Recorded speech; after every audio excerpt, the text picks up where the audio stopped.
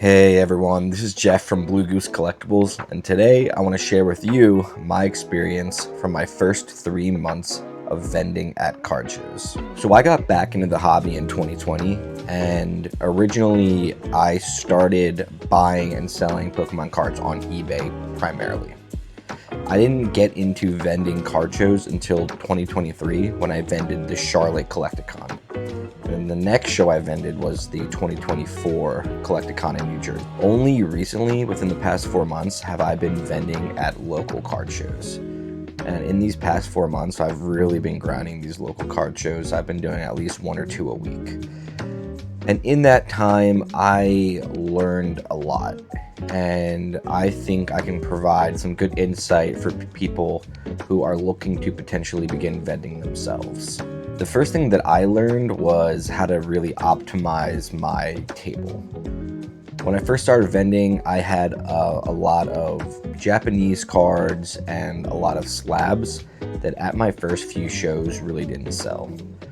I quickly adapted to this by replacing those with English and then also lowering the amount of slabs that I had in my case.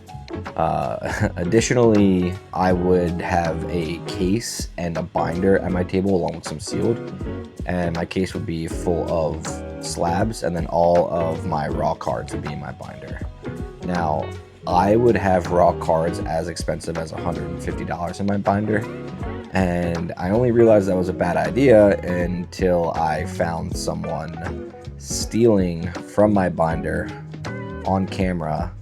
After the next day, when I went through my binder and I was trying to organize everything after a show, I noticed that a couple of cards were missing that I definitely didn't sell. And when I checked the tapes, I unfortunately saw someone stealing a card from my binder. So after that, I learned no cards over $50 are to be in the binder. Actually, I'll go ahead and I'll put the footage of someone robbing me in the video right here. Probably like 75% of market goes down. I never. The market.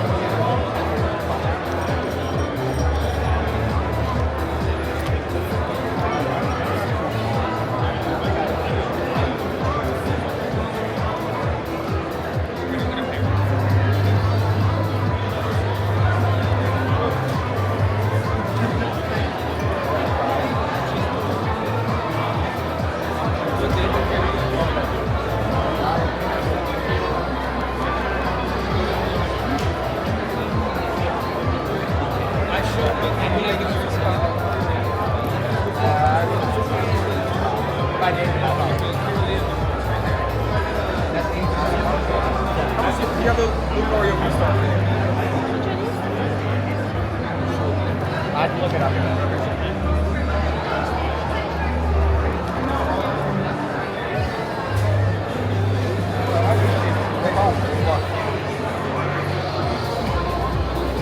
And since I wasn't really selling too many slabs at these shows, I would sell maybe like 1 or 2 slabs a day. I transitioned my case to be primarily my higher end binder cards, raw, and I would have a row or 2 of some of my high end graded cards.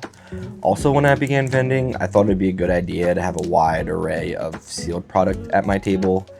And specifically, I had this acrylic in which I would offer pretty much every single set from the Scarlet and Violet era.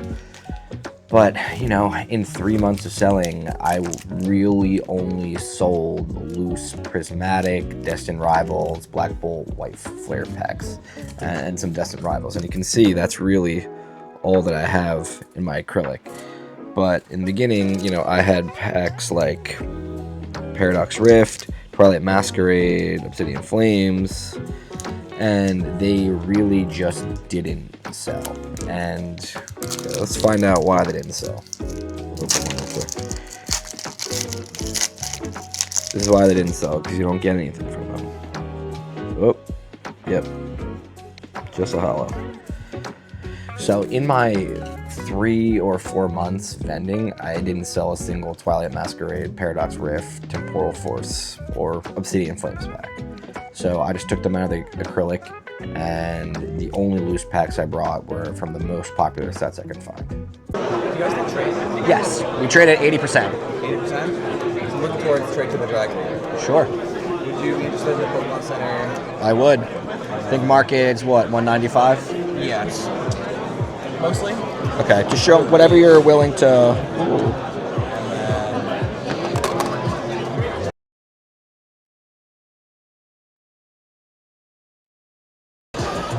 Alright, we have the Umbreon GX PSA 10 going out, getting the Meowth in, and 250 cash. Appreciate you. Enjoy. Enjoy your show. Let me show the camera. New PSA 10 going out for 110. Not only did I learn lessons about how to optimize my vending experience, but I also learned what it really takes to vend, specifically how much inventory you need to make it financially worth your time to vend. So like I said, I sold on eBay for about 6 years before vending as frequently as I do now, and eBay has a 13% fee. We'll call it 10% just to make the numbers a little bit easier to digest. But let's say you buy a table at a card show for $100. Now that would be your selling fee, akin to an eBay fee. In order for that table fee to equal the amount that eBay would take, in order for that table fee to be a better deal than what eBay offers their sellers, you would need to sell more than $1,000 at every show in which you pay $100 for your table, considering that's a 10% fee. Typically on a bad show, I will sell between 5 to 10% of my inventory. An average show is about 10 to 20%, and a really good show is 20 to 30% of my inventory. I'll churn throughout the course of the show. That means in order for you to sell $1,000 at a card show, you need to have a $10,000 inventory. And if you're someone out there who has been debating whether or not you're going to sell at a card show, I would not recommend selling unless you have at least a $10,000 inventory that you can set up at your table. Otherwise, you're going to really struggle to try to make it financially worth your time. At that point, you're better off just selling at eBay, growing your inventory through there until you have enough to sell at some of these shows. Also, when vending, a lot of people will come up to my table who have a large collection that they're looking to liquidate, and not necessarily to me, but they want to get the most value they can, and they say something along the lines of, oh, like, you know, I have $5,000 worth of cards, like, I think I'm gonna sign up for a show or two and just try to sell all my cards at a show. Now, it's really hard to sell through all of your inventory at a card show unless you have a ridiculous discount on all of your product. What's going to happen is, like I said, you're going to sell 20%, and then you're going to have to buy another table to sell 20% of an even smaller inventory. And it's just not really convenient or pragmatic to sell your cards that way. I got into vending because I started going to local card shows trying to source gradable cards for my business.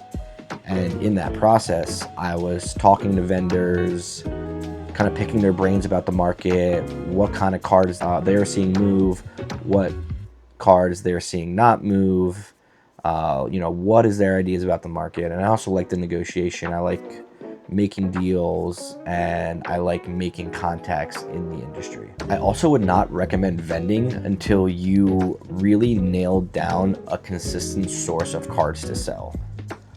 One thing that can be really stressful is if you have a really good card show and you're also booked for 2 more shows the following week and you're really low on inventory. You never want to be in the situation where you're scrambling to get product to be able to sell at your shows. That's the scenarios in which you'll find yourself making bad deals. You'll pay percentages that are too high on items that aren't good. Having a consistent source of cards, whether it's through Facebook Marketplace, eBay, or connections that you make at these card shows, is imperative to have in place prior to starting vending. I made that mistake where I vended at one card show just to try it out, and it went well, so I went and I booked 6 shows for the next month. Well, after 2 more shows, I was running really low on inventory, and typically I'm more relaxed when it comes to sourcing. I have posts out on Facebook Marketplace, and when people come to me, that's when I'll make the deals.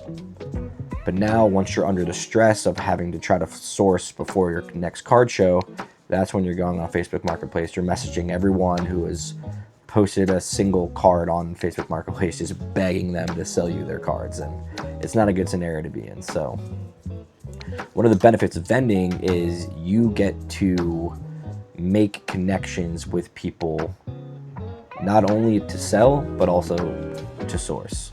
So for me, since I've been selling on eBay for 6 years and I've been buying collections locally, there are a ton of people who will come to me consistently trying to sell cards.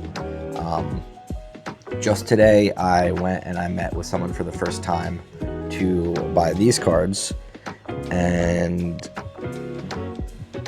this person found their childhood collection, and these were the hollows that they had. But as it turns out, they actually own about 6 thrift stores in the area local to me. So what I had requested of them is, hey, talk to the managers of your stores, and if someone brings in Pokemon cards, put them off to the side and then give me a call. I'll take a look at the cards, and if they're valuable, we can work out a deal for them. So now, hopefully, I have another source of cards coming in from this guy I just made a deal with today. When you're vending, you also get sources to sell your cards. There are 2 people that I have who will buy sealed product from me, anywhere from 90 to 95%. They're streamers, so they can probably get anywhere from 110 to 120% on their product, so they're fine paying those margins. I also have whatnot streamers that buy singles from me from anywhere from 90 to 95%. I have people who resell to fanatics graded cards, and they'll buy cards from me for 90%. So if there's ever a scenario in which I find myself a little bit overstocked in a certain area, I'm able to reach out to them and say, hey, would you be interested in XYZ? And I'm able to optimize my inventory much easier that way. Another thing to consider is the secondary costs of vending. It really the gas, cases, and the shelving, and the tablecloths, and the camera, and the table fee, and the cart to drag your product from your car to your table. That stuff adds up, and you're not really gonna see a return on that investment unless you're selling at multiple shows. So if you are vending, you really need to be in it for the long haul. Thank you all for watching. I hope I was able to provide some helpful insight on vending for you. If you can, like and subscribe. And until next time, take it easy.